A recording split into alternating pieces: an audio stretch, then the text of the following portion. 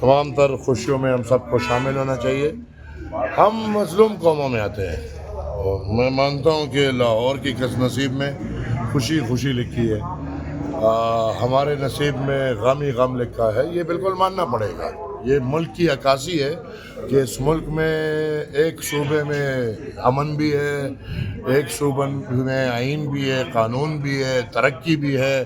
اور یہ وہی نعرے کی عکاسی ہے جو ہم کب سے کرتے آ رہے ہیں کہ ادھر کے جو اقتدار کی کرسیوں پہ بیٹھنے والے ہوتے ہیں ان کے لیے پاکستان کا مطلب پنجاب ہے اور پنجاب کا مطلب پاکستان ہے.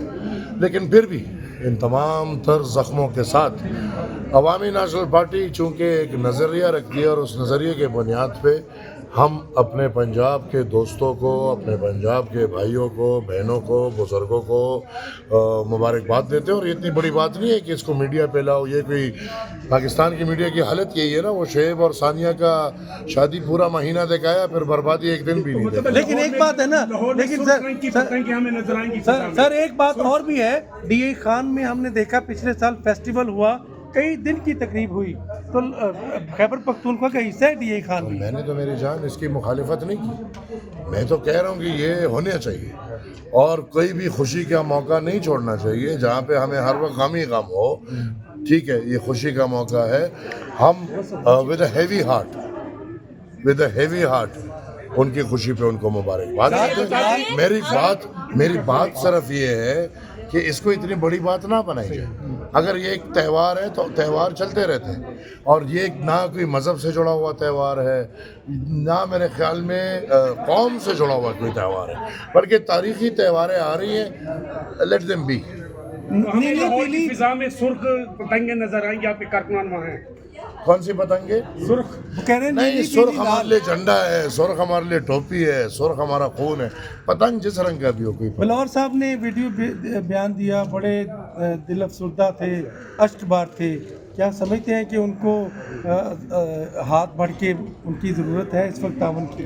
ہم تو ساری زندگی ان کے صرف ہاتھ نہیں، انشاءاللہ گلے ملے ہوئے ہیں اور ان کے ساتھ ہیں اور وہ ہمارے ساتھ ہیں. یہ شریک کا دکھ ہے جس سے اجی صاحب گزرے ہیں. یہ ہمارے لیے ایسا ہے کہ ہمارے گھر کا ایک بزرگ ہی یہ سب کچھ کر رہا ہوں. یہ ہماری بدقسمتی ہے، پختون قوم کی بدقسمتی ہے، بالخصوص پشاور شہر کی بدقسمتی ہے کہ ایک ایسا پاور جیسا انسان اس شہر کو چھوڑ کے جا کے رہے اور وہ پارلیمانی سیاست کو خیر آباد کہہ رہے اور ہماری نظریاتی سیاست اور پارٹی کی سیاست کو وہ مرتے دم تک خیر آباد نہ کہیں گے اور نہ کہا ہے اور نہ میرے خیال میں کوئی امید ہے.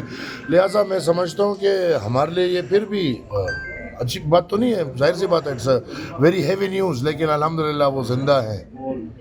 ہمارے ہزاروں کے تعداد بشیر بلور ہمیں چھوڑ کے گئے ہیں لیکن نہیں ہے. ہارون بلور شہید ہمیں چھوڑ کے گئے ہیں. اس طرح ہمیں بہت بزرگ چھوڑ کے چلے گئے ہیں شہادت کے راستوں پہ اور راستوں پہ. الحمدللہ حاجی صاحب ہمارے بزرگ ہیں، حیات ہیں اور ابھی بھی ان سے سیکھنے کو ہمیں بہت کچھ ملا. سر آپ نے صوبہ ہزارہ بننے کی مخالفت کی ہے.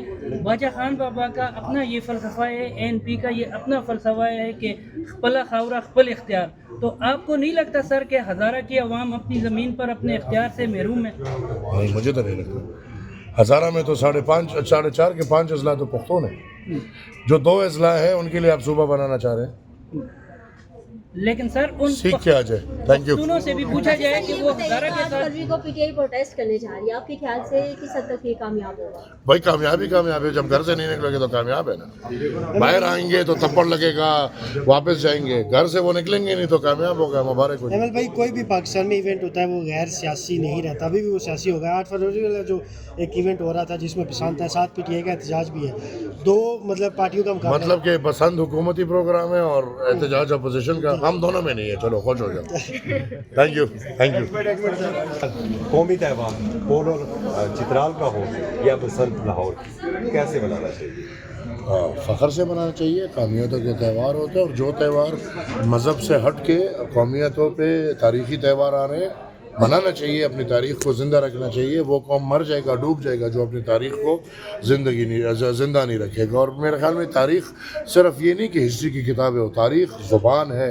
एक ज़ुबान ज़िंदा रहेगी, एक कल्चर ज़िंदा रहेगा, एक तारीख़ ज़िंदा रहेगा, तो वो तारीख़ ज़िंदा तभी रहेगा जब ये सब कुछ चलता रहेगा। लिहाजा अगर वो नौरोज़ हो हम सबसे जुड़ा हुआ, या अगर वो ये पतंगबाजी वाला हो, ये बसंत हो गया, या और भी, तो होना चाहिए, इसमें कोई बुराई नहीं। बहुत नुकसानात वहाँ पे हुए हैं, जिस तरह सिविलियन को निशाना बनाया गया है, क्या कहना चाहेंगे आप, किसकी कमज़ोरी है? देखिए, ये तो ऑलरेडी रियासत की कमज़ोरी है। जो इस तरह के हालात वाक़यात एक रियासत में उठ खड़े होते हैं, तो मैं समझता हूँ कि रियासत की ही कमज़ोरी है। बलूचिस्तान के हालात को मद्देनज़र रखते हुए मैं ये समझता हूँ कि ये ना पहला वाक़या है और ना आखिरी। ये वाक़यात में तसलसल चल रहा है और अभी वो बढ़ता जा रहा है।